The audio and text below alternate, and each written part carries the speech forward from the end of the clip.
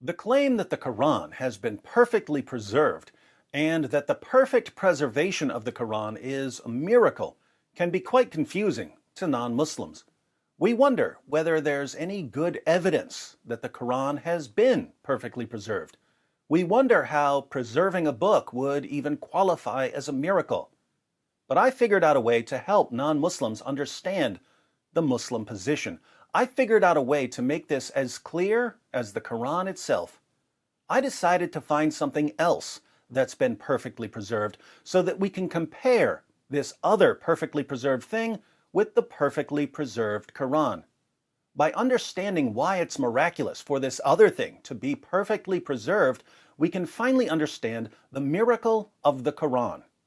What did I find that's been perfectly preserved, just like the Quran? I found a perfectly preserved human being. I found a human being who has been perfectly preserved from the time he was born, just as the Quran has been perfectly preserved from the time it was revealed to Muhammad. You've probably never seen a perfectly preserved human being, but you will now. Here he is. His name is Yorick.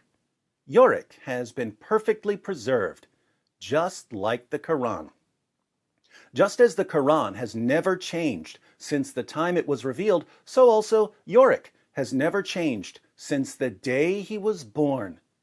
Notice how every bone in Yorick's body has been perfectly preserved, just as every verse in Surah 33 of the Quran has been perfectly preserved, even though more than 200 verses are missing from that one chapter. Notice that none of Yorick's muscles are missing, just as no chapters of the Quran are missing, even though Muhammad's companion Abu Musa said that 2 chapters of the Quran were lost because Muslims were too lazy to recite them, and another 2 chapters were excluded because Muslims didn't realize they were supposed to be in the Quran. Notice that Yorick still has all of his internal organs, just as the Quran still has all of the passages that were lost forever when the only Muslims who had them memorized died in battle. Notice that these 2 perfectly preserved Yoricks are completely identical in every way, just as all Quran manuscripts are completely identical right down to the letter, even though there are tens of thousands of differences in different Arabic versions of the Quran. Now, you may still be confused. You may be wondering how Yorick can be perfectly preserved when, to you, he doesn't look like he's been perfectly preserved. But I have 2 responses.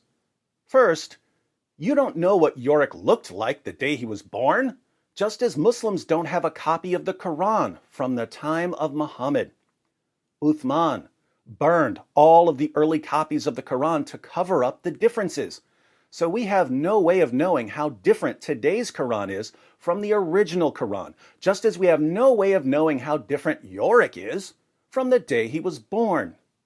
Second, if you don't believe that Yorick has been perfectly preserved from the day he was born, you don't understand how Islamic reasoning works.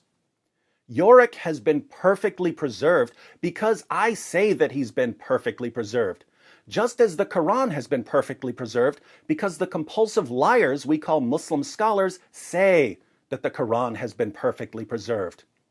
In Islam, all you have to do is say it, and saying it makes it true. Facts and evidence are completely irrelevant. Now we're finally in a position to understand the miracle of the perfect preservation of the Quran. What's the miracle? Well, think about it. Yorick has all the features of a man who died and whose body decomposed, even though he's been perfectly preserved. It's a miracle that he has all the features of a decomposed corpse when he's been perfectly preserved from the day he was born. Similarly, the Quran has all the features of a book that's been corrupted, and yet it's been perfectly preserved anyway, because the miracle of perfect preservation.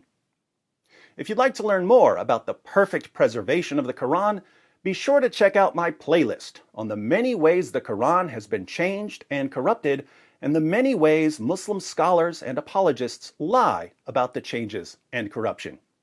You Muslims especially need to learn the history of your book.